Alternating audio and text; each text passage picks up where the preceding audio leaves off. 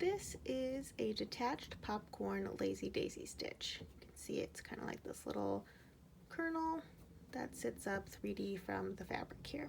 So how do we make this? We start by bringing our needle up from the back of the fabric. Come on up. And now we need to make a short little stitch forward.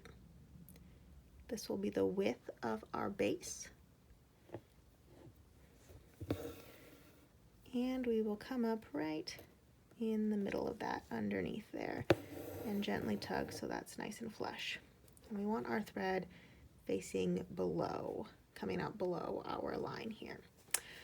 Next I like to grab like a little piece of straw or just something to kind of keep my little loops even here. But we'll take our thread, wrap it around the straw,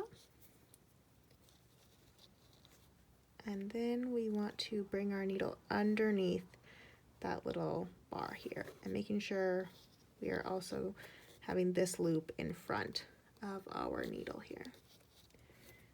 And gingerly pull it up. So that loop is now nice and tight to our straw, and we'll repeat. So around our straw, back to our loop at the bottom here. Make sure our straw is going around, our thread is going around that straw.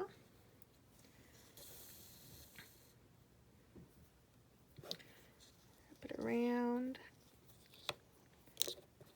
And however many loops you make on your straw is how big and full your popcorn lazy daisy will be. Go, so let's do one more. So again, we go around and then slide our needle underneath there. All right, so we have all of our loops here. So we are going to slide our straw out, and I just kind of keep all those loops pinched together.